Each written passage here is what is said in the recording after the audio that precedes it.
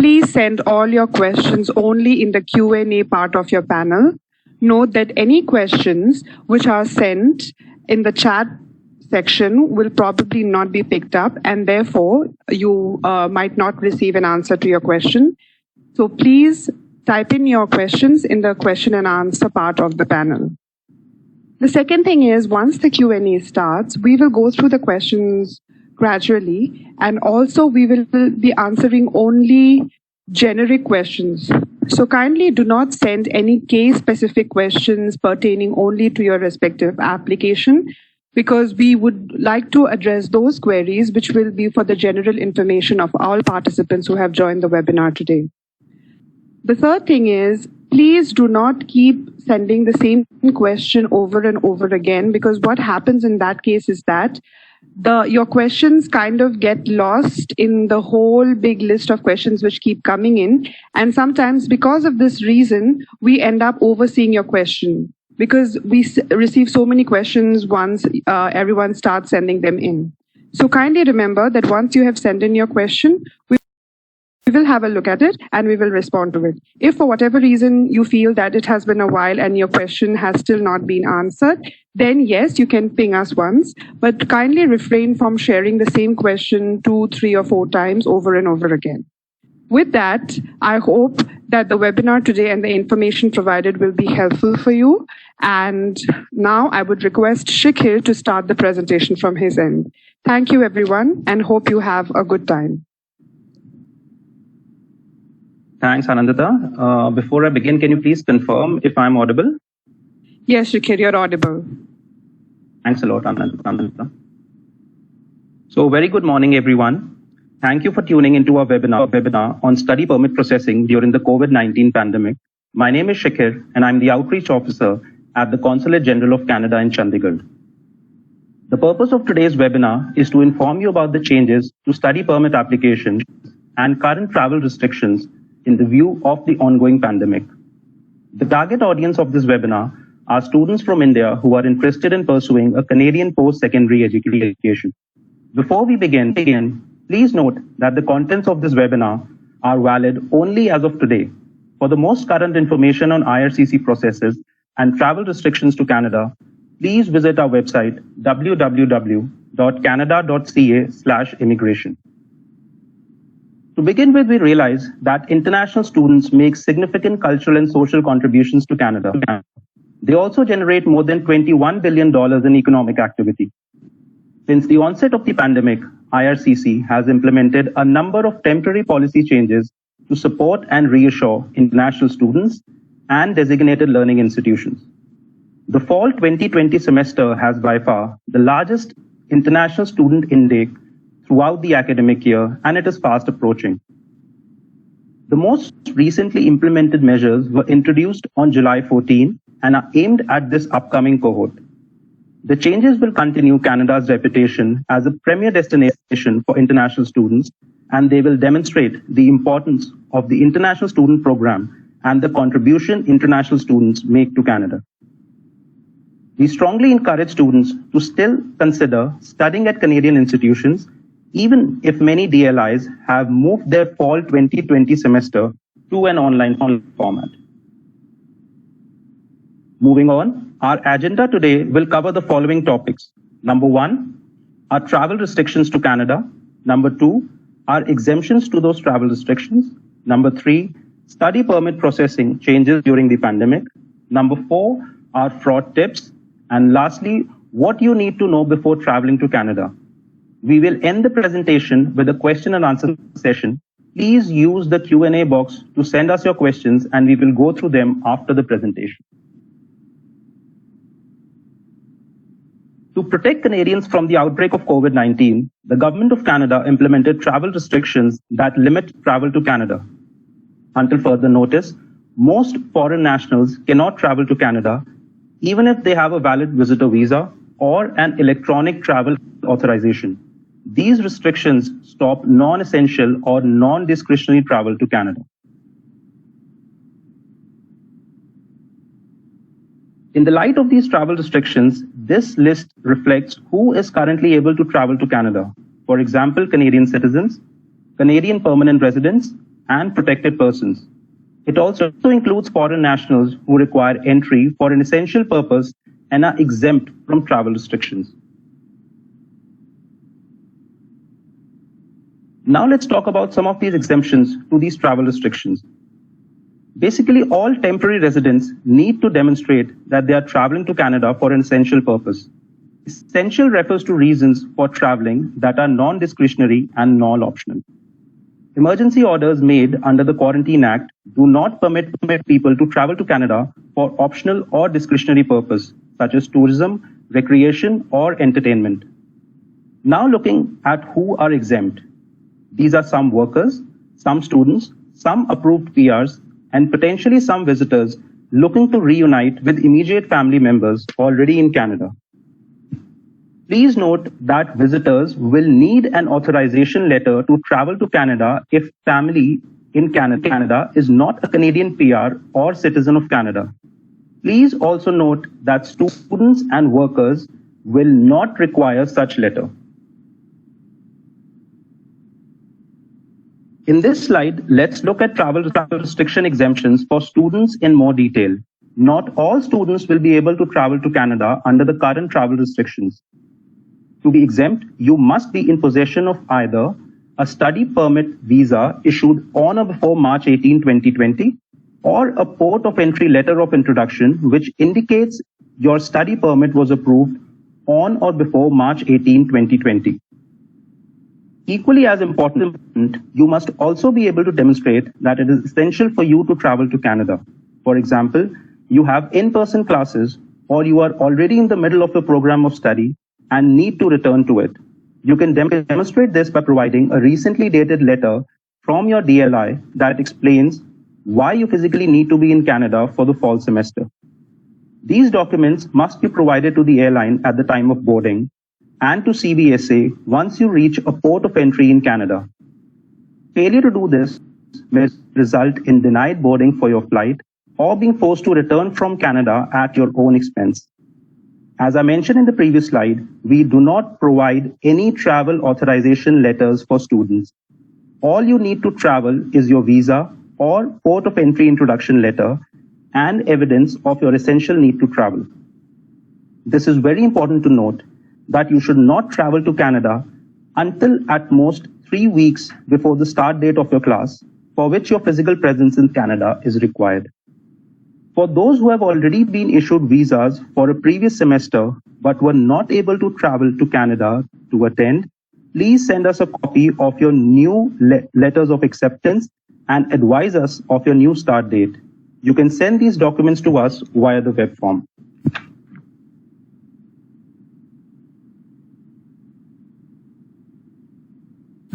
Now let's look at what processing changes have been introduced as a result of the pandemic. Visa application centers, also known as VACs, are currently closed. This means we are unable to accept any paper application submissions. As such, only online submissions are being accepted. On the IRCC website, we normally publish processing times for each of our missions for all our lines of business. Please note that these processing times are no longer accurate, as there are processing delays due to reduced staff at the mission. That being said, IRCC is working very hard to process all visa applications in time for the fall 2020 semester. To do this, we need your help by submitting your application as early as possible and submitting all of the required documents as soon as possible. We are aware of many service disruptions that are causing delays in submitting a complete application. For example, we know that VACs remain closed. This means that there is no mechanism to submit biometrics at this time. We also know that panel physicians are operating at limited capacity. This means that it may take longer for you to obtain an appointment to complete your immigration medical exam. We also know that some businesses and schools remain closed or are operating at limited capacity. This means it may take longer for you to obtain your supporting documents you need for your application. All of that being said, we will not refuse any application for non-compliance or failure to submit the requested documents at this time. This means you do not have to worry about the deadline specified in the request letter sent to you. However, Note that we will not be able to complete the processing of your application until all required and requested documents have been received. So it is in your favor to submit these documents to us as soon as possible. The exception to this are three following documents. You must provide them upfront or your application may be refused. First is the application forms. You do not have an application unless you complete the IRCC forms required. Number two is the fee. This includes both the study permit processing fee and the biometrics fee. Third is the letter of acceptance, also known as the LOA, from a designated learning institute in Canada. This is mandatory for you to submit with your application. Please note that we cannot physically issue any visas until the WACs reopen because we have no mechanism for two-way transmission of passports between you, the client, and us, the visa office. We are, however, attempting to return passports for any existing paper files at the mission, as we realize this is an important identity document for you. Any documents mailed directly to the mission will be returned to the sender, so please do not attempt to send your passport directly to us. Please wait for the WACs to reopen. So I've previously indicated that only those with visas issued on or before March 18 may travel to Canada under the current travel restrictions. The recently introduced measures address applications which have not yet received approval as of March 18. Here are those measures. First is that complete study permit applications will be prioritized. This means that application contains the forms, the fee, medical, biometrics, the letter of acceptance, and all required supporting documents. Second, if your program of study will qualify you for a postgraduate work permit, also known as PGWP, and part of your course, that is fall 2020 semester, has been moved to an online format because of the pandemic, the time spent on the online portion while outside of Canada will still count towards time on your PGWP. However, the online portion must be 50% or less of your entire program of study. This means you will still need to complete minimum half of your program in Canada for all that time to count towards your PGWP. Third is that a two-stage approval process will provide some breathing room for students who are not yet able to provide biometrics or medicals. The first stage is the approval in principle, also known as AIP. This is essentially the eligibility assessment for your application. If you receive an AIP approval, your online course time will count towards the time for your PGWP. This means you do not have to wait for a visa to be issued. Stage 2 refers to the admissibility and final decisions on your application. In cases of approval, this results in visa issuance. Please also note that an AIP approval is not a guarantee of a visa. Stage 2 includes admissibility decisions. For example, you may be refused a visa despite having an AIP because you have failed your medical exam. So let's discuss this in more detail, what the two stages entail. So the AIP applies to applications which have not yet received final decision as of March 18. It refers to the eligibility assessment of your application. Essentially, it means that even though you are still missing medicals or biometrics, you may still be able to receive an AIP on your application. The criteria for this assessment has not changed. Neither the requirements nor how an officer makes that assessment. Here are the criteria. Number one is that you're a genuine student. This means you have demonstrated the academic and language capabilities through the submission of your previous academic transcripts and IELTS or TOEFL scores that you are able and qualified to complete a program of study in Canada. Number two, you've been accepted by a designated learning institute in Canada. This means you have submitted a valid LOA or letter of acceptance from a DLI in Canada. Number three is that you have sufficient funds to pay for your studies, living expenses, and transportation without working. This means you have submitted financial evidence of liquid funds to pay for these three things for the first year of school and demonstrated by explanation and proof of how you intend to pay for these three things, that is tuition, transportation, and living expenses for all the remaining years of studies. And number 4 is that you will have to prove that you will leave Canada by the end of your authorized stay.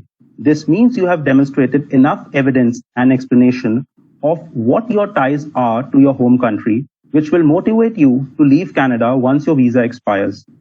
Once you receive the approval in principle in your application, a letter will be sent to you electronically to relay this information to you.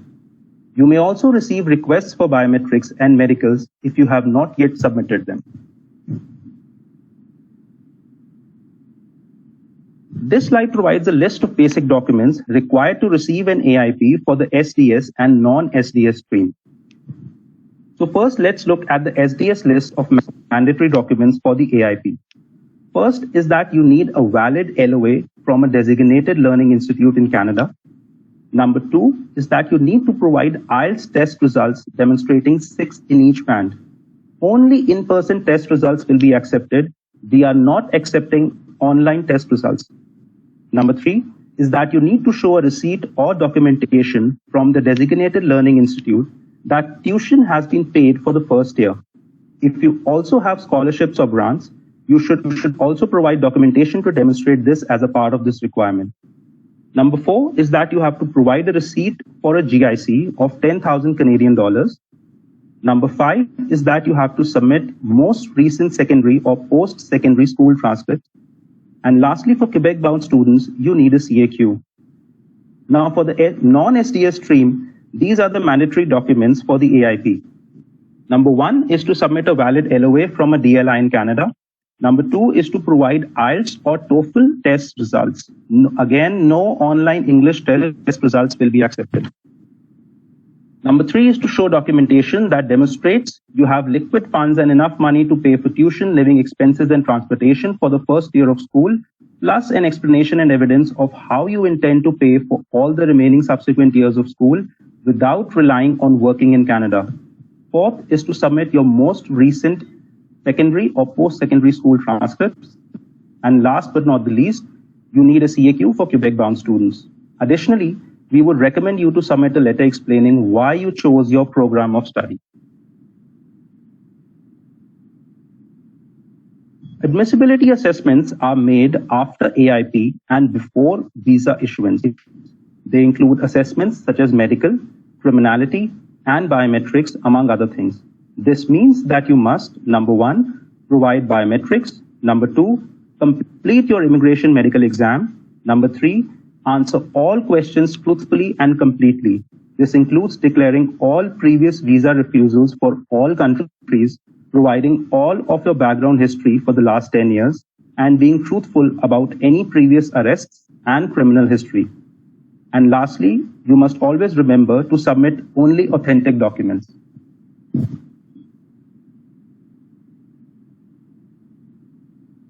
It is important to note that the required documents to submit under SDS has not changed. We realize that due to service disruptions, you may not be able to submit all of the required documents to qualify under the stream. Examples of this may be upfront medicals, IELTS results, GIC, etc. If you are unable to submit a required document, for example, upfront medicals, your application will be moved to the non-SDS stream.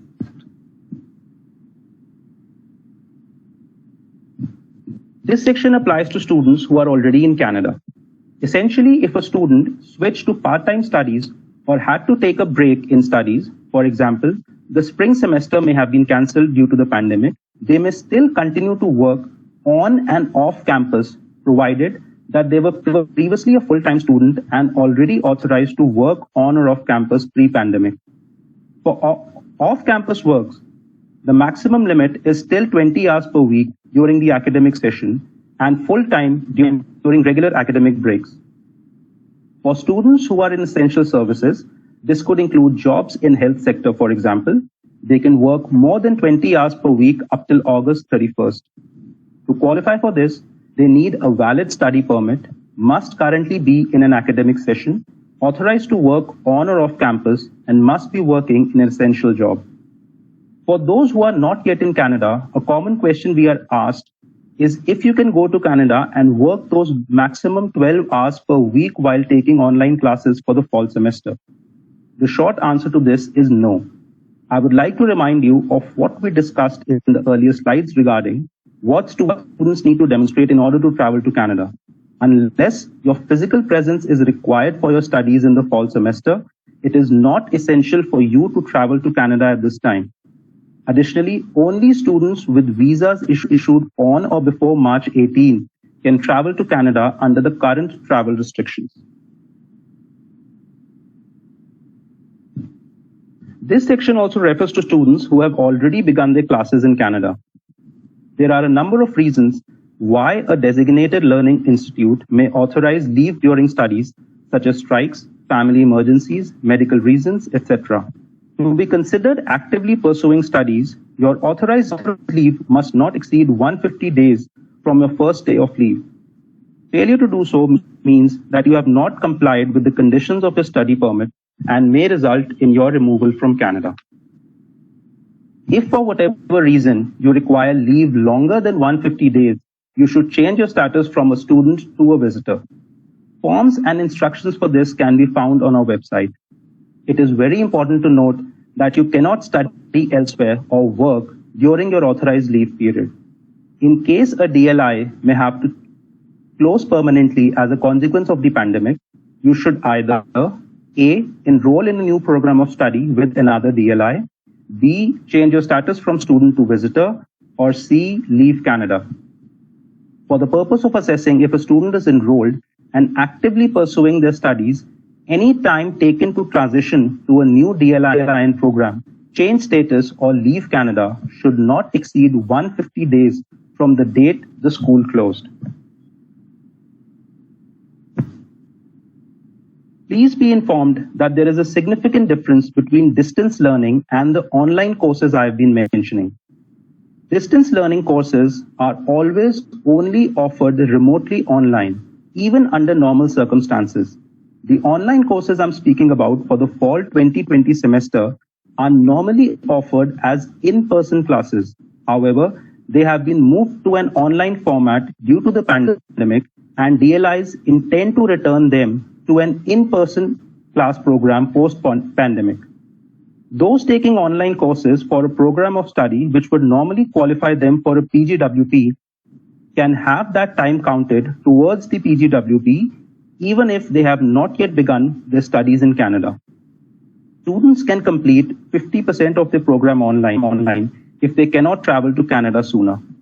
For students who have already begun their program of study in Canada, switching from full-time status to part-time status due to the pandemic will not affect their PGWP eligibility.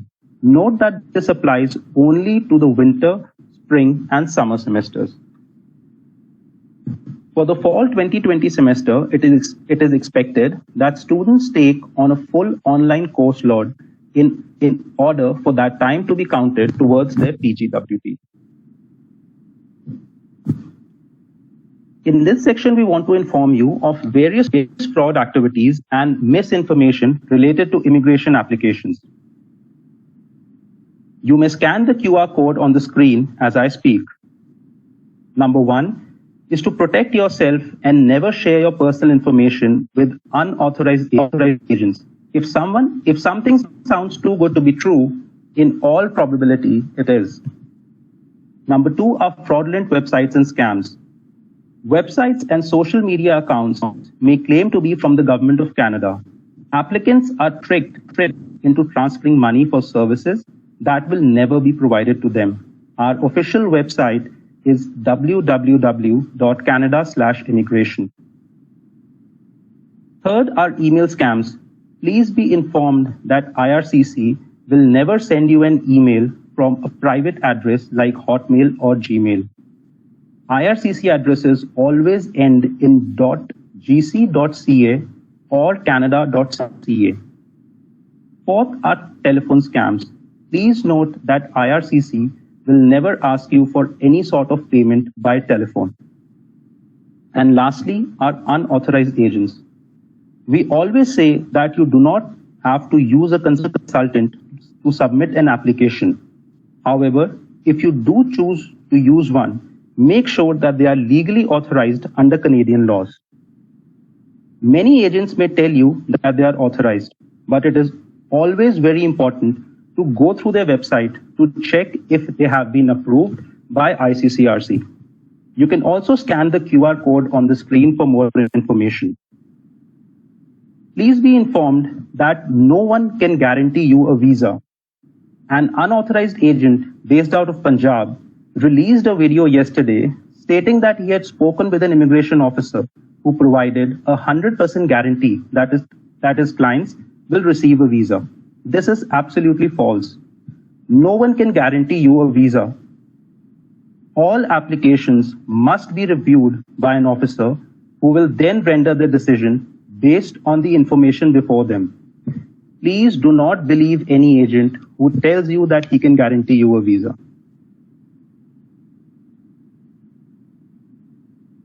Now let's look at conditions by which you must abide before air travel to Canada. The airline will require the following documents from you. Number 1 is your passport. Number 2 is a valid study permit visa issued on or before March 18. And number 3 are documents to demonstrate that your travel to Canada is essential. Failure to provide any of these documents may result in you being denied boarding. Additionally, you will be required to pass a health check performed by the airline officials just before your flight. If you are showing any COVID-19 symptoms, you may also be denied boarding. If you are approved for boarding, note that you must wear a non-medical mask or face covering upon arrival in Canada.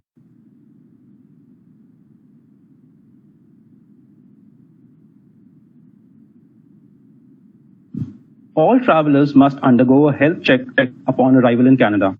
It is also mandatory that all passengers arriving in Canada must self-quarantine for 14 days. This means that all travelers must have a plan to self-quarantine for 14 days, confirm and provide evidence that they have a suitable place to quarantine. This means providing an address and explaining how they intend to self-quarantine if other people live at the same location, and explain how you intend to respect that quarantine plan. For example, explain how you intend to receive essential items such as food. Please do not travel to Canada unless you have a viable quarantine plan. Failure to comply has consequences, which includes a fine up to 750,000 Canadian dollars, 6 months in prison, being deemed inadmissible, removed from Canada, and banned from entering Canada for 1 year. For more information, here are the many ways to connect with us and find out more information. The IRCC website is mentioned, which is www.canada.ca/immigration. You can also follow us on our Facebook and Twitter handles by the name of Canada in India. And you can also go through our YouTube channel, which contains many important tips and incidents of fraud. So with that, we come to the end of this presentation. Now it's over to Anandita and Alina for the questions and answers. Thank you. Thank you, Shakir, for the very detailed presentation. Alina, are we ready to start with the questions? Yes, go ahead, please. Okay, so the first question is, fully submitted files prior to March 18th or before the lockdown are also receiving AIPs or approval in principle. So then, is that how it is, and why are they receiving AIPs? What are asking? So if I understood that question correctly, clients who've had their visa approval are receiving AIP letters. That shouldn't be correct. No, they're not receiving. They were not approved for their visas. They had submitted full files, which means that they probably have their medicals and biometrics. Yeah, and they're receiving AIPs now. So of course, yes, you need your AIP if you want reassurance that your courses for the fall semester will be counted towards the PGWP. The other question now is something a lot of people are asking. So I'm addressing this to all the people who are asking about our processing time. So there are people who submitted their application in June, in July, and even now, and they're asking about the processing times for AIP results, both for SDS as well as non-SDS. So there are currently no processing times of when these AIP letters will be submitted. Sorry, Anandita, I'm receiving feedback from one of your speakers.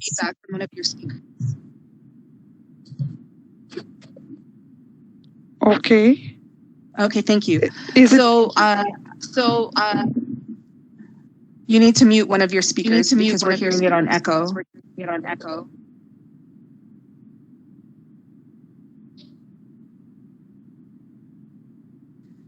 Okay, thank you. So for AIP, the processing times there are no processing times essentially. We are working very hard to provide AIP letters to all of the students who have submitted their application but have not yet received visa.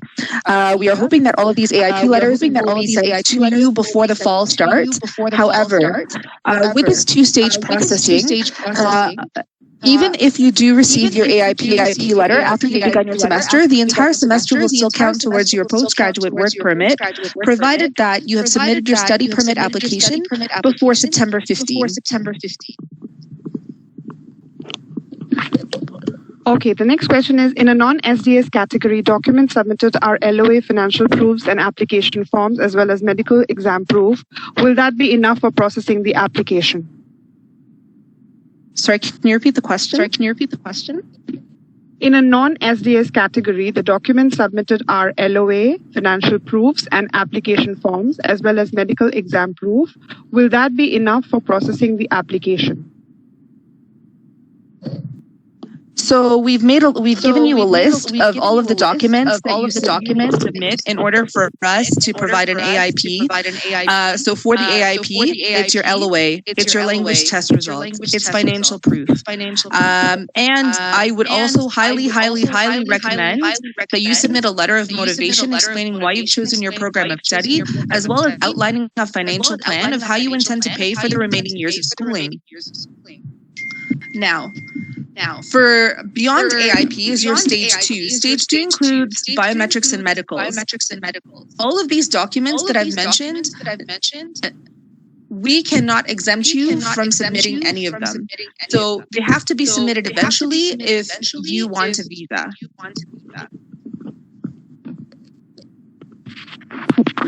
Okay. I think we still have an echo problem, so I'm not sure where that is coming from, but let's try continuing this, and if it gets worse, then maybe we'll have to try and fix this. So the next question is, when do you believe the visa application centers are supposed to open in Delhi and Chandigarh? So we do not have a set time frame of when the reopening of the VACs will occur. I can tell you that we are regularly evaluating the situation on the ground, and we are looking for options or opportunities of when we can safely open the VACs. So number one, we have to take into account the health and safety of the VFS staff who are working in these centers. We also have to take into account the health and safety of all the clients who will be going to these VACs to use their services, right? So this is you, the audience right now, who are the students who want to apply.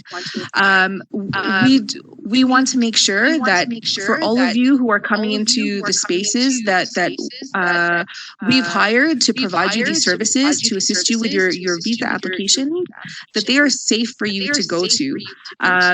During this pandemic, the situation is very fluid. So we're regularly analyzing, we're regularly looking at the situation. There are people who are trying to decide when it would be best. At this time, we do not have a date of when the VACs will be reopened. The next question is, for individuals under the SDS category, how long would be the processing time? Are you expecting it to provide the decision before September 15th? So for SDS and for non-SDS, right now the processing times are not accurate. We are doing our best to process all of the applications as quickly as possible, especially for those who are destined for class for fall 2020. We are focusing on all of these cases so that you can at the very least get your AIP before the start of your class. Now, in terms of finalizing cases, we are currently not finalizing any applications that are to be approved because we cannot at this time issue any visas. Once the VACs reopen, we will finalize all of these cases in queue, and then you will be sent a passport request letter, which you can then send to the VAC. So, but again, this all banks on the VACs reopening. So we ask you to be patient. Please monitor the VFS website because that will provide you the information you need when it is decided that the VACs will reopen. And then when that occurs, I'm sure there will be also further instructions on whether or not you need to make appointments, etc., other health and safety measures that need to be taken into account if you intend to use those services, and then we'll move from there. Thank you. The next question is it absolutely necessary for individuals to give a language proficiency test for the AIP stage? Some schools have started their own language tests. Are those students allowed to submit their study visa applications without the language exams? So at this time, because of the pandemic, we realized that there are a lot of English language test centers that are closed. And so we are allowing you to submit your application without these English language test results. However, you will need these test results in order to receive an AIP on your application. For SDS, there is no change to the criteria, which means that you need to submit IELTS results upfront with your application submission. Otherwise, your application will be moved to the non-SDS stream. The next question is PCC mandatory? A PCC would be a police certificate. No, please do not submit a police certificate unless a visa officer requests you for one. If you want to submit it, you're welcome to, but it's a rare case where we actually need to see one. Thank you. The next question asks, is there an IRCC pattern to pick up study permit files? Because people are noticing that those who've applied in June and July have started getting AIPs, whereas the people who applied in March, April, or May, including the person who's asking this question, have still not received their AIPs. So an AIP means that you have a valid letter of acceptance where it indicates the date of when you're meant to start classes, and this date is somewhere in the future. A lot of the applications submitted in March, April, and May are for the spring and summer semesters. And so that means that those LOAs are no longer valid because they indicate a start date for a program that has already passed. If you have not yet submitted your updated letter of acceptance with a new date in the future telling us that your enrollment has been deferred to either the fall 2020 semester or to a semester in 2021, you need to send it to us right away. So I can tell you that for all of the older cases, this is the primary holdup for the AIP, that the letters of acceptances on those files indicate a start date that is now passed, and so those LOAs are no longer valid. So please submit the updated LOA indicating a new start date, reflecting your enrollment deferral to a future semester. And please submit this to us via web form as soon as possible so that you can get your AIP letter. Thank you. Okay. So the next question is from a person who's already submitted their study permit from Delhi in India.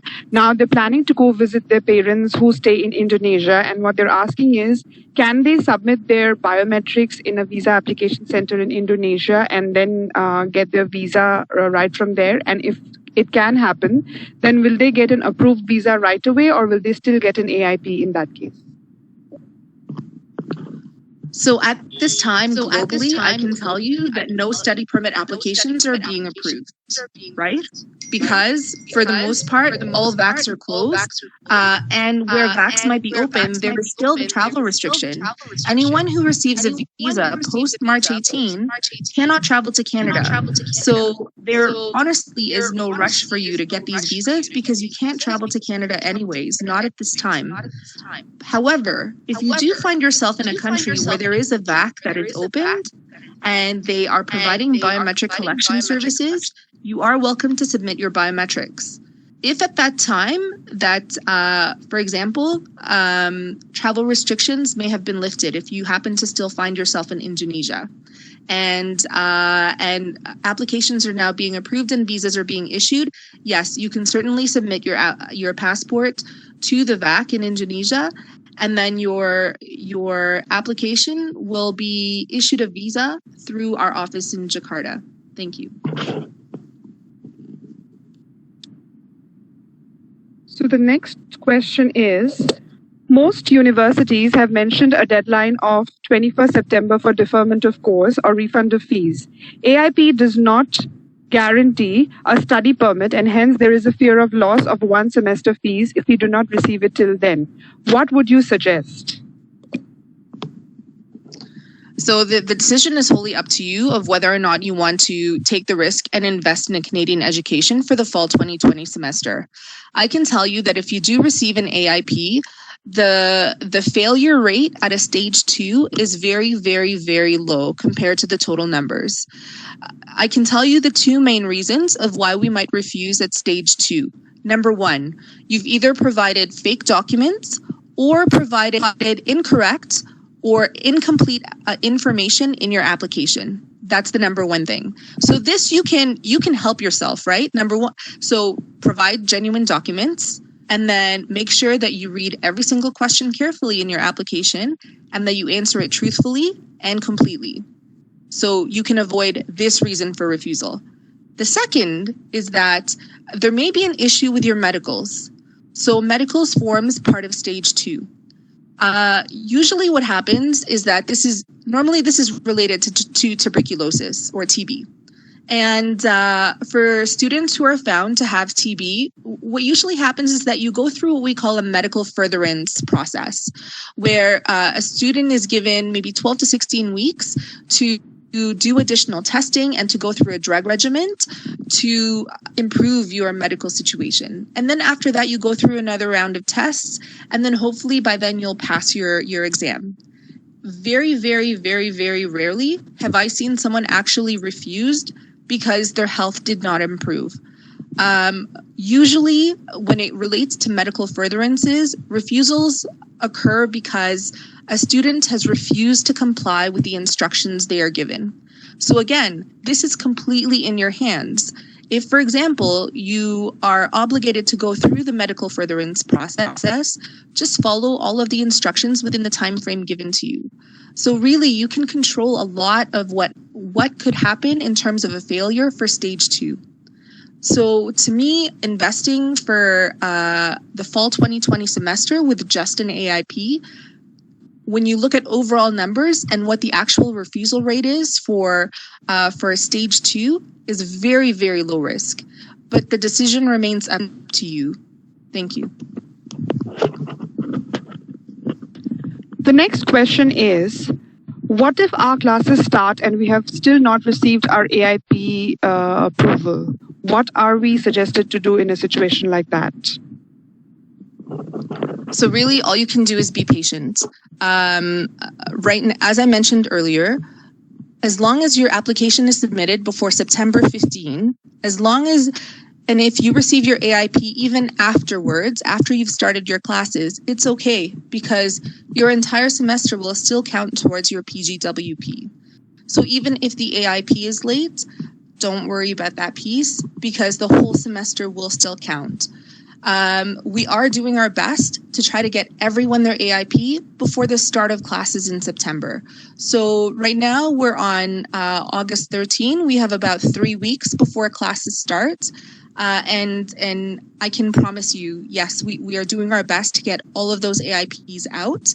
I would recommend that all students who have not yet received their AIP Please continue to monitor your online portal as well as your email for any request letters that may be sent your way in case there are documents that are missing that we need in order to make this AIP decision. And as I had mentioned earlier, the main reason for the holdup for AIP right now is the updated LOAs for a lot of the older cases. So please send those to us as soon as possible. Thank you. The next person says that they were issued a visa on January 2020 and now their visa will expire in November 2020. They obviously could not travel during the first issuance of the visa. So now what are they expected to do and how can they renew their visa or extend their visa? So you need to do a few things. Number one, you need to get us an updated letter of acceptance reflecting your deferment of enrollment to a date in the future. That's number one. Number two, you need to purchase a receipt. You can buy this online for $30. This is a document replacement fee. And then with this document replacement fee plus the updated LOA, please send us an email or use the web form rather and upload all of these documents. And I want you to explain why you were not able to travel and that you're requesting for a document replacement. Essentially, you're asking for a new visa with new dates on those. So this is only applicable for persons who were not able to travel because of the shutdown of commercial flights, right? And where you haven't traveled to Canada before. If you've already used your visa, there is no such document replacement for you. You need to just apply for a new visa. Thank you. The next question is, I have my letter of acceptance issued till 2nd September 2020. What if I'm unable to receive an AIP prior to that? So say the first part again, sorry, Anandita. The validity of this person's letter of acceptance is 2nd September 2020. Is what they've mentioned in their question. And if they don't receive an AIP prior to 2nd September, then what are they supposed to do in that case? So this is the same as the previous question answered, that you just need to be patient and wait for that AIP. You can either start your classes, that's completely up to you. But frankly, why don't you? So as long as your application was received before September 15, and you receive your AIP after you've started your classes, your whole semester will still count towards your postgraduate work permit. In case you don't get your AIP, and frankly, as long as you provide all of the documentation we requested, there should be no reason why. So, let's go through some of those things again. That you need a valid LOA, that you need to show funds for a full year. So, and that's, not just tuition, but living expenses and transportation as well. If you're applying via SDS, this is a full year tuition paid, plus your GIC. You need to show language test results. So this is in-person test results. Each band must be 6.0 or higher, whether SDS or not. So if you're taking a different type of test, like TOEFL or PTE, make sure that you are receiving the equivalent of 6.0 in each band. And then for Quebec students, CAQ. So as long as you have those documents, you should be confident that you should be getting an AIP. And like I said, highly, highly recommended. Include a letter of motivation explaining why you chose your program of study, as well as explaining your financial plan to pay for your remaining years of school. And in case you do have, say, for example, education gap, where you went to school, you worked for a little bit, maybe for several years, and then now you want to go back to school, you should also explain your reasons for why you're wanting to go back to school and explain what you were doing during that break. All of this will factor into your decision for AIP. Okay, the next question is a very interesting one. So this person has a visitor visa, and what they're asking is if the travel restrictions are lifted and they can go to Canada on their visitor visa, can they get the biometrics for their study permit done in Canada and then get their study permit issued? No. Your study permit will not be issued in Canada. Your study permit will be issued abroad. So, because in Canada, the number one, the Service Canada centers will have to reopen in order for biometrics to be able to be collected. And right now they're closed. They're not doing any biometrics collections in Canada. We will not allow for biometrics collection at the port of entry for a case for this circumstance that's described. So that's not a possibility. I would recommend that you wait for your study permit to be sorted out abroad and then travel on your study permit before going to Canada. The next question is PTE going to be accepted for a study permit application? Yes, we can accept PTE under the one condition that you provide us access to your results online. So in the PTE portal, you need to send your results to IRCC. Do not give us your login, do not give us your password, because when we try to do it, they ask us all sorts of security questions and we can't access your results. You need to send it through the portal to IRCC. If you do not do this, your application may be refused. The next person is asking, what if they get an AIP refusal? Is it allowed for them to reapply again? And by then, if the September classes start, what do we suggest? Do we recommend that they wait to receive their AIP for the September intake, or should they defer their intake to January 2021? So we're not providing any advice on this because really the decision is up to you. We're only providing you the facts of how we're doing the processing and what might factor into your decisions. Okay, this seems more like a rumor which is doing the rounds. So a lot of agents seem to be saying the students that private colleges or institutes are not receiving visas. Would you like to comment on this, Elena? That's not true. So we do not do any sort of triaging based on the type of school you intend to go to. We work on a first in, first out generally. So yeah, we look at the oldest applications and start working on those. Yes, that's it.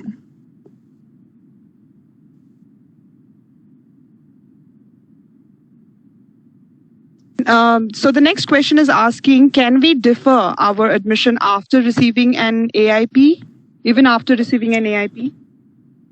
Yes, you can defer your enrollment.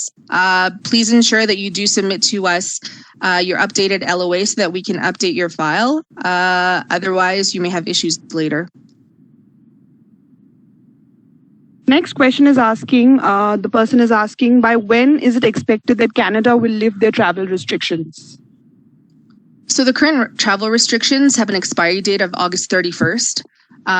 They could potentially be extended, they could potentially be amended, or they could just be kiboshed altogether.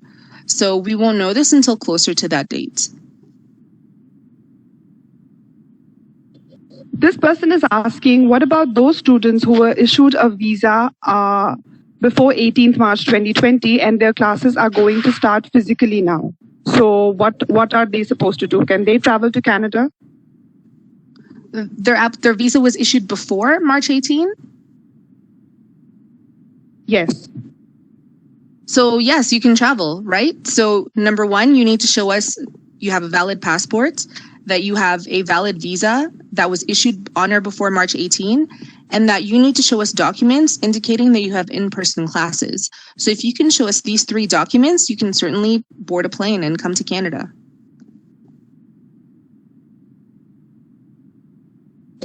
The next question is there any deadline or last date for submission of application for the fall 2020 semester? While there is no deadline, if you want your AIP before you start classes, the sooner you submit, the better. Frankly, we're already in mid-August. So if you haven't yet submitted, you need to do this now. Okay, so this seems to be an information which is being shared a lot in the market currently or outside. So the person is asking that it seems like a lot of complete applications are not receiving their AIP, but a lot of incomplete applications are receiving their AIPs now. Would you like to comment on that? So I cannot confirm any of that information. we are working hard to go through all of the applications to ensure that everyone gets their AIP in time. As I said, there's no accurate processing times, and there's a lot of volume we need to get to, because keep in mind, we have limited resources at the mission, and limited resources in Canada as well, who are helping us with our workload.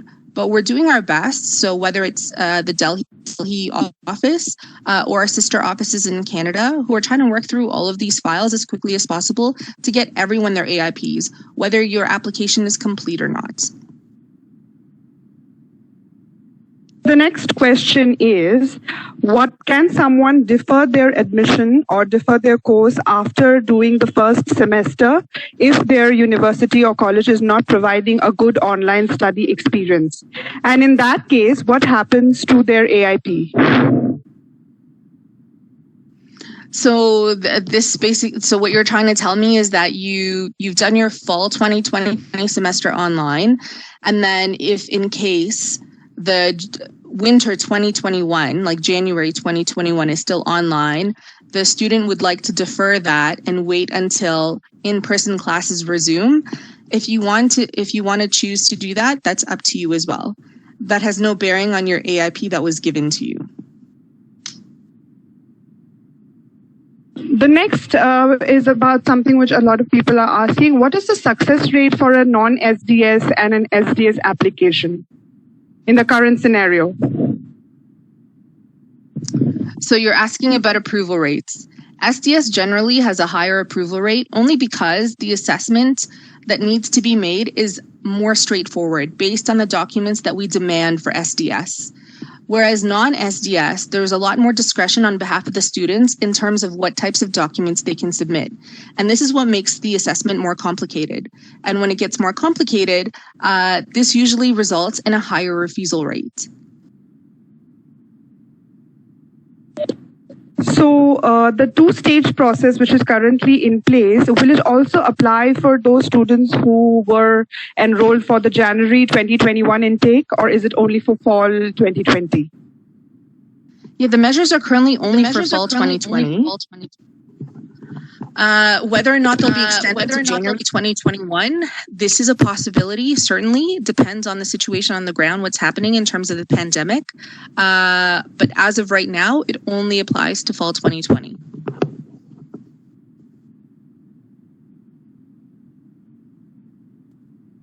I'm just sorting through questions to see if we have something which is quite new and we have not answered them before. If you do come across anything from your end, please feel free to pick it up, Elena. Okay, so here is the question. If we submit our application that includes all the necessary documents along with medical but no biometrics, will the medical be taken up in first stage of approval, or will it be kept on hold for the second stage and processed with biometrics? So when we look at an application, we basically want to touch an application only once. So if an application is complete, we will do both the stage 1 and the stage 2 assessments, except enter a final decision if it's an approval. Only because, as I mentioned earlier, we're not issuing visas because VACs remain closed and there's still the travel ban. If the medicals or biometrics are missing, which means we can't do stage 2, then we'll just do the AIP. But if the biometrics and medicals are there, yes, we will assess them all at the same time, so that basically the last thing that needs to be done in your application is just visa issuance for those that are going to be approved. If you receive your AIP, the AIP doesn't necessarily mean that we haven't looked at stage 2. It could certainly mean that. So if you have an online application and you have an online account, this is where you can actually see whether or not you've, at what stage your application may be at, if you're worried about stage 2. But really with the AIP, letters that you'll be receiving, that's all that it's going to tell you. It will not address stage 2. But if you had already submitted those 2 other items with your application, we may have also already looked at those as well. We won't look at your application twice if we don't have to. So we'll do all of those assessments all at once. The next question is, My start date for the course was 3rd September, and the new start date as issued by the university now is 21st September 2020. In that case, should I send an updated LOA to IRCC, and how should I send it? Please use the web form to send us any information or documents. If you want to inform us of a change in your LOA, I mean, frankly, this is better for you, because in case there are checks, whether by the airline through our CBSA or at the port of entry to confirm your information, it's better that there is no discrepancy with the documents you may have on hand as you're traveling versus what we see in the system. This is always to your favor that they all match.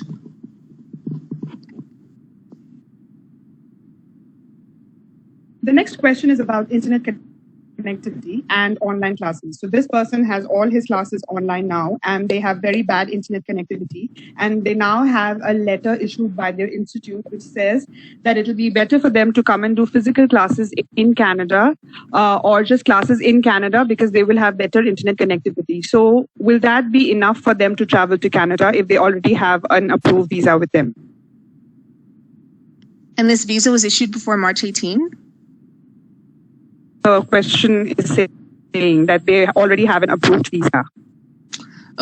Okay, so if you meet one piece of the requirements, that you have a visa issued before March 18, and now you're saying, and now your need to go to Canada is due to poor internet connectivity, really the judgment of what documents to demonstrate this is for CBSA. This is not to be included in your study permit application because we're not the ones who are judging whether or not this reason is valid for you to travel. This is really CBSA to whom you should be directing this question. This person is asking, once we have submitted an updated LOA to IRCC, how much time does IRCC take at their end to update it in their system? Because this person is specifically asking this because they seem to have shared their LOA with us in May 2020, the updated LOA, and they have not seemed to receive an update yet from our end. So as I mentioned earlier, we're trying to work through the backlog of cases as quickly as possible. I don't know all of the details of your case. It may not just be about your updated LOA. There could be other things that is deficient in your application. I do not know, so I really can't comment on this. The next question is about AIP. This seems to be the hot topic because, of course, it is new and there seem to be a lot of misinformation out there. So this person is asking that the AIP approvals that IRCC is issuing currently, are they? Is there any format to them? Or is IRCC issuing them on a first-come, first-served basis, or they're just picking up random applications? Would you like to comment on that, Elena? So in terms of the AIP letter itself, so we basically pull these lists from the system through which we work, and we normally work based on date of receipt. So I'm finding a trend that this complaint is coming from a lot of people who have applied in March, April, May, and because their LOAs are older. And this is likely why you may not have received it, but the persons who applied in July and August are receiving theirs because they have updated LOAs. So really, we're doing our best to try to get all of this out as quickly as possible and trying to get everyone their AIPs before the fall 2020 semester.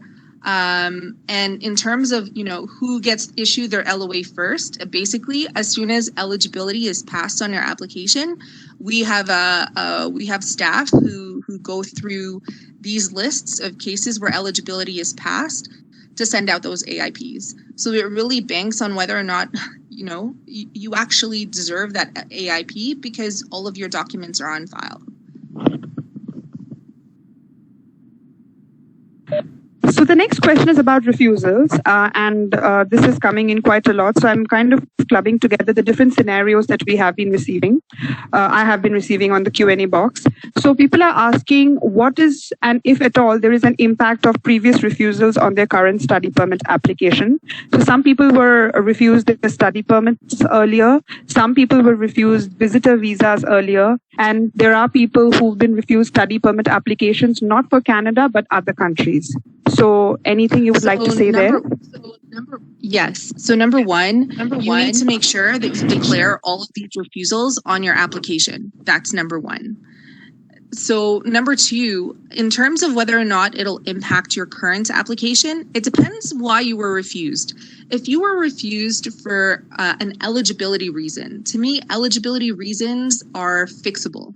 For example, you were refused a previous study permit because you didn't have enough funds. So now you can submit a new study permit demonstrating, yes, you now have enough money in your bank account, or you've paid the first year of tuition and you have a GIC, etc. Right? This is fixable. What isn't fixable are things like, if you are a criminal, you have a criminal record, and this makes you criminally inadmissible to Canada. So you may not be able to receive an approval. If, for example, you require a kidney transplant, this may make you medically inadmissible. And so until you fix your medical situation, you will not be able to travel to Canada. If you were deemed to be a terrorist or a spy, these are things that are not fixable because you may still be a terrorist or a spy. I mean, this is such a rare thing for students. For the most part, a lot of refusals really, like I said, banks on eligibility. For Canadian refusals, there is another thing that where, you may not be able to apply right away, but you may be able to apply down the line. So if you provided false documents or false information on a previous application, usually you are barred from reapplying for 5 years. So until those 5 years are up, you can't apply anytime soon. You'll have to wait for that period to pass before you can reapply again. The next question is again about AIP. This is another misinformation, so maybe you would like to comment on that. It seems like quite a lot of agents are saying to their students that even if they get an AIP approval, it is not mandatory for them to attend online classes. So this person is asking, is it true? And if not, then will it affect the stage 2 application process or approval process? So you receive AIP, you've paid for these classes, yet you don't want to attend them. Like, this doesn't make a lot of sense.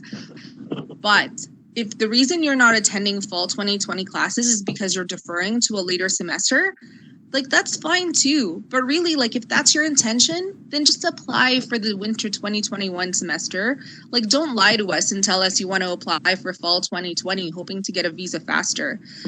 We have all of these applications to go through, and because we're going like by date order, essentially, where applications are complete or where we can make that AIP decision, you'll have to wait your turn anyways. And frankly, there's 4.5 months to the January 2021 semester. Please don't submit to us applications where you really don't intend for fall 2020. You can apply right now for January 2021. Like, there is nothing preventing you for applying for a study permit for January 2021. But put that on your application. Are we still sending out those AIPs? Technically, AIPs are only for the fall 2020 semester, and there's essentially 4.5 months for travel restrictions to be lifted and for you to make it to Canada. But at least your visa application is in, and it will be in process. So really, students really just need to be patient. We all need to be patient in these times of COVID-19. We understand that uncertainties are causing a lot of anxiety and stress. Believe me, we understand this. We're doing our best to try to provide you with reassurances through the measures we've introduced and trying to encourage you to invest in a Canadian education. But do yourself a favor, don't make it more complicated for yourself where you have to submit more documents later, etc. Provide the documents that belong on your application that really reflect your intentions. if that is for fall 2020 or winter 2021.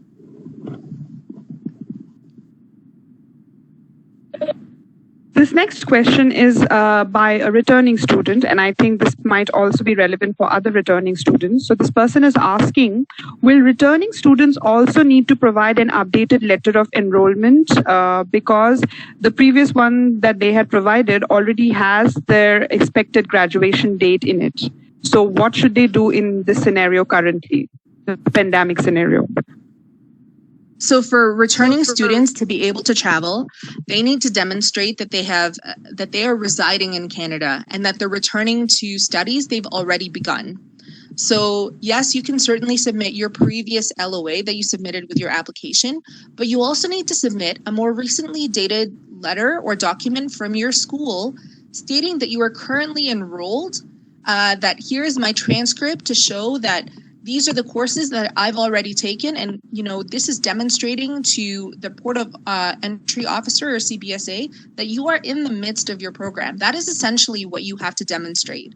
So don't just rely on your old LOA. You need to provide a more recent document from your school indicating that you are still enrolled and that you're in the midst of your program. And I would highly, highly recommend that you include a set of transcripts to show that, here are the courses you've already taken, i.e. you've already started studying in Canada, and that you're just returning to finish the rest of your program.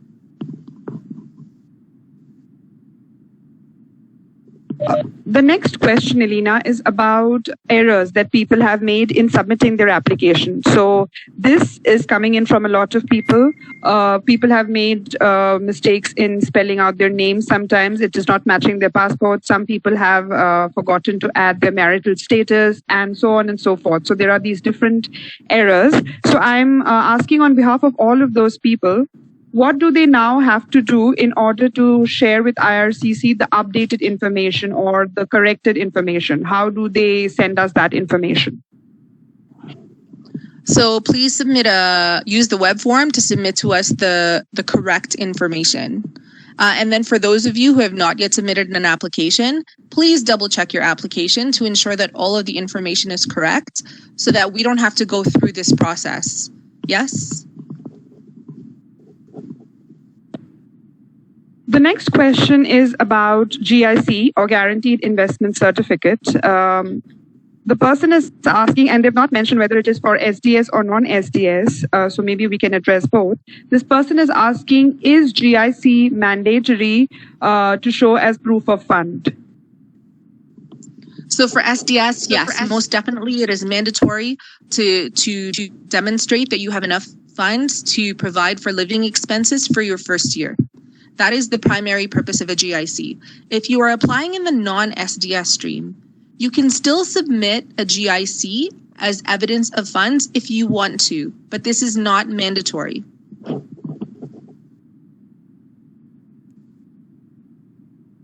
The next question is about, so the person is referring to it as the air bubble, the recently introduced air bubble. So what I understand is probably they're referring to the new Air Canada flights, which are just going to start shortly. So they're asking about what are our comments on it. Maybe we can tell them something about the restrictions that will apply for travel to Canada within this Air Canada flights for students. Oh, so I recommend please visit our website for all of the information you need on that.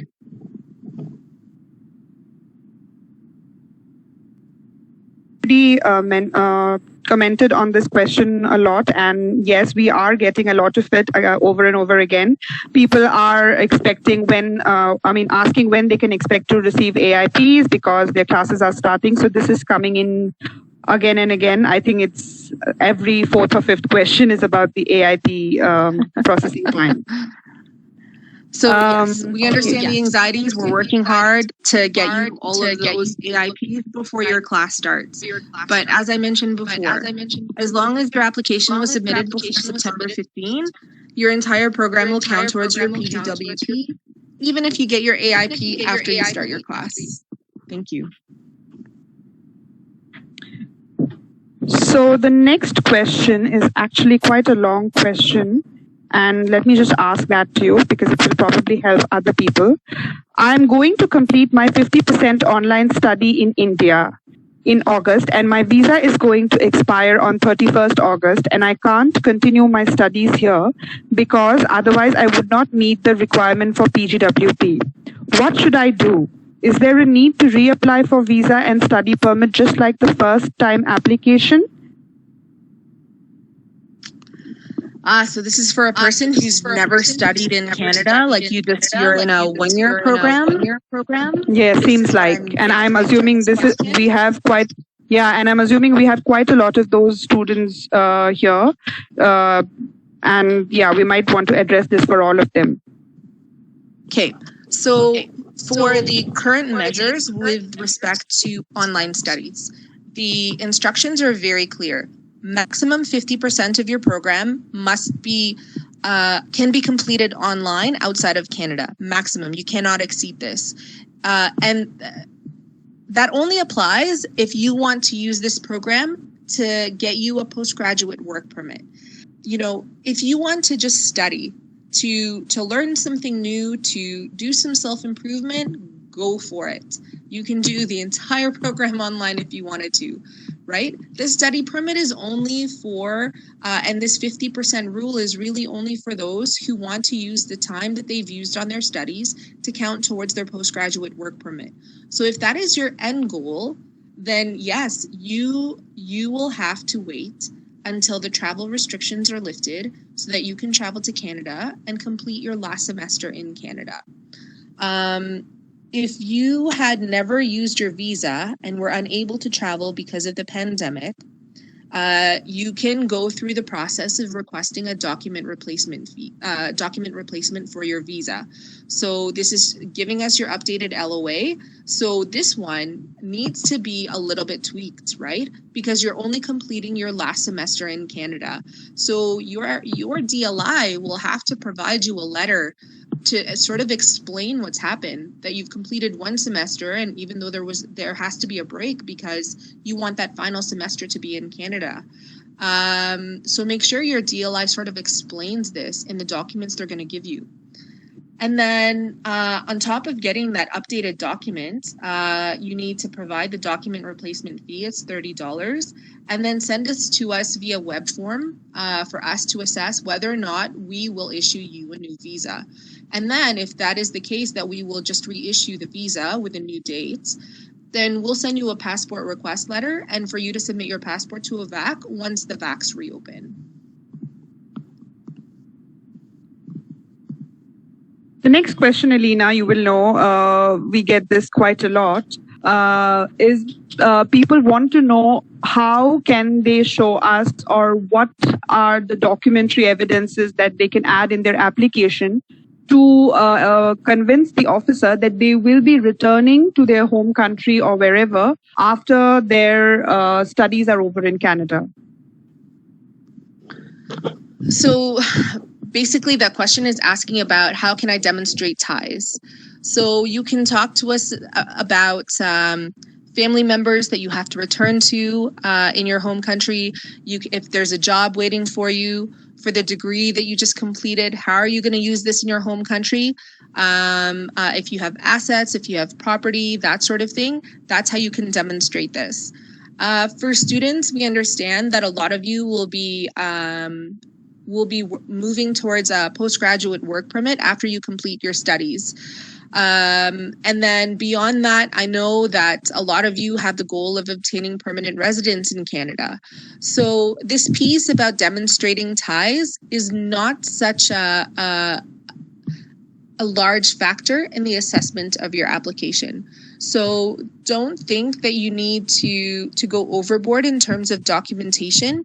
Really, if you include in that letter of motivation I mentioned, so you're going to discuss why you've chosen this program, you're going to discuss your financial plan for your future years of study.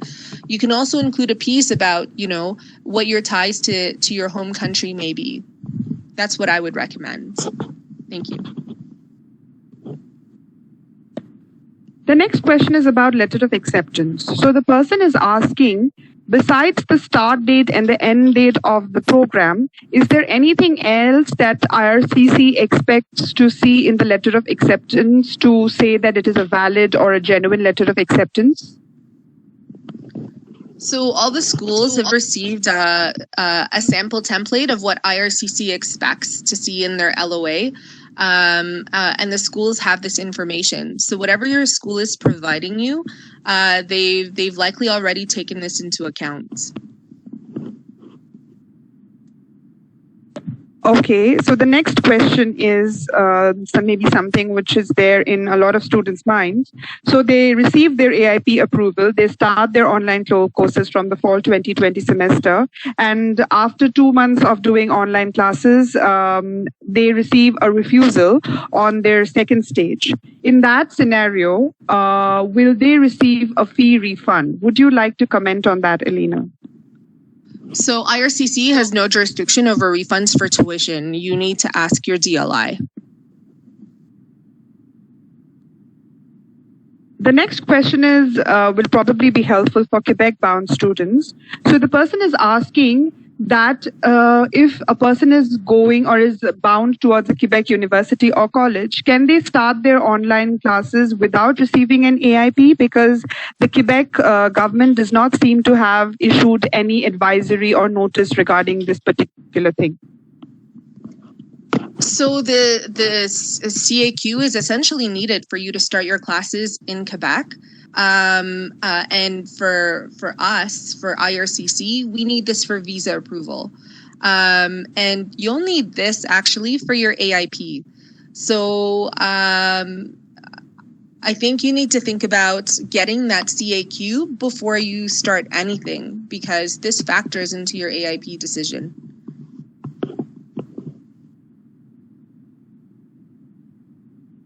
Okay, so this person is asking, and if we can comment on it, what is the reopening of visa application centers dependent on?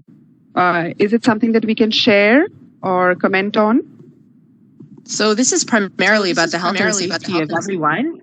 So whether it's the VFS staff, whether it's the clients who are coming to use the services, this is our primary concern. Okay, so this is a very interesting question. How do I prove family ties if the people that who are my immediate family are already permanent residents of Canada? So in a scenario like that, does a student with family like that never be issued a visa? No, that's not true. Like I said, demonstrating ties to your home country doesn't factor very much in the assessment of your application, because we understand that students are using this stream to basically obtain permanent residence down the line. The next question is about an application. So like we've mentioned in our presentation also, that if someone doesn't have all the necessary documents for SDS, then it'll go to the non-SDS stream. So for those applications which were sent to us before March 18th and which are still under processing, the people had sent to them as SDS applications, but how would they know in the current scenario whether those applications were moved to non-SDS, or are they still being processed on SDS? Oh, you won't know. Because basically when an officer is reviewing it on the SDS side and then they realize it needs to be transferred to the non-SDS stream, you really won't know. Like even if you were to receive a visa, for example, or an AIP, there is no mention of such whether it's in the SDS stream or not. Like this is something that this is a type of document or information that we do not relate to clients. The next question is about the PGWP policy, which is currently in place because of the pandemic. And this is mostly coming in from people who have a one-year program and have almost done 50% of their program here in India already. So they are asking, is there any update, or can there be expected to be any change in the PGWP policy, especially for those kind of students who've already done 50% and have just a one-year course or a diploma? So the question is about policy changes, and if there's any updates. No, there's none.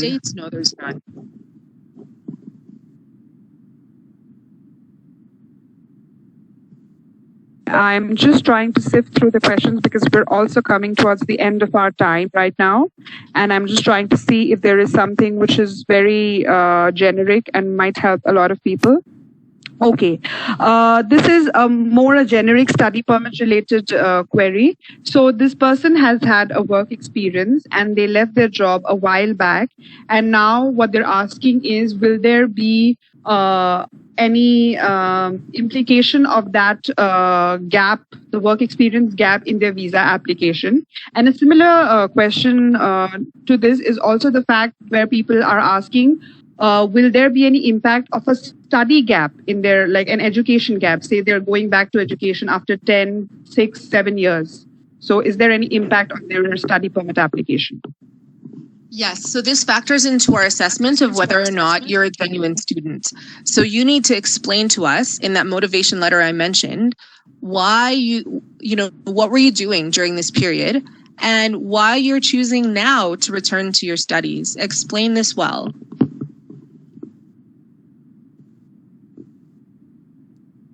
Person is asking if there is a separate requirement for those applications which were submitted before March 18. I know you have commented on this, on something like this earlier, but this person wants to know if they have submitted an application before March 18 and they had submitted everything, will they now have to submit something in addition, say for example an updated medical because it's been a while that they submitted it?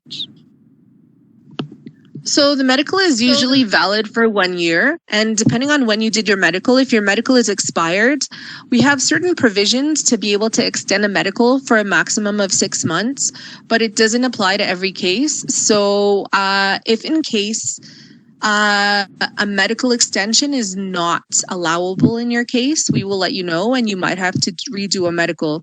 But if we can extend it, we just might, and then you won't have to provide any additional information. Lena, as we're nearing the end of our webinar, maybe just a couple of more questions? Sure. Yeah. So this is something about hybrid courses. I've been receiving a lot of queries around hybrid courses. So a very common query is if it was a hybrid course, which is half physical and half online, the physical part was the first part in which they have already started, and that has also happened online. Now, how does that impact their PGWP? So the PGWP requirement is that 50%, that maximum 50% of your course is done online. So if you're in a hybrid program, 50% of your course still can be maximum online. Like that doesn't change. The calculation remains the same.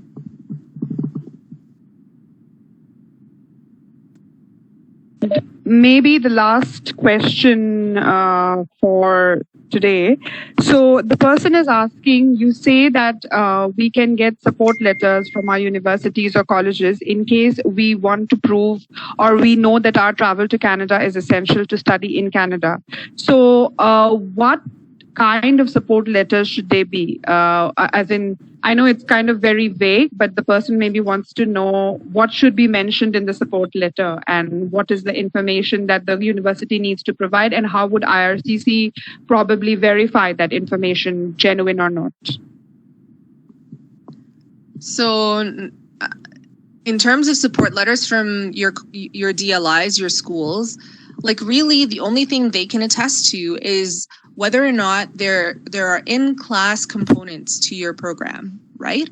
For fall 2020. And this support letter is being used to help facilitate your travel to Canada. So if there are in-class components, whether the entire semester is in class, whether it's a hybrid semester where part of the program is in class, or whether there are only components of that semester which require your physical in-class presence, like labs or workshops, that should be what is described in these letters. And in terms of verifications, I can tell you that our CBSA certainly does verify with the schools whether or not the documents being provided to the airlines are legitimate. So please don't don't create your own letters just to facilitate your travel. If we find out, we will revoke your study permit and you will be barred from reapplying for 5 years. Okay, Elena, just one last question, if you're okay with it. Sure. Yes. So, after the reopening of VAX, what can be the expected time for students with an AIP approval to receive their stage 2 approval after the reopening of VAX? Can we comment on that at this stage today? So it depends on how many cases are in queue that require a visa. So I think that this question isn't about stage 2, but it's about asking for when the visa will be issued, right? So this banks on two things. So number one, how soon can those VACs reopen and what their capacity is, like whether there'll be limited service or whether it's full operations. Number two, how quickly can you, the client, get us your passport? So, because none of the passports are here. So first you need to get us your passport, and then only when we receive it can we issue that visa. So right now, this is very difficult to comment because there's a lot of unknowns right now.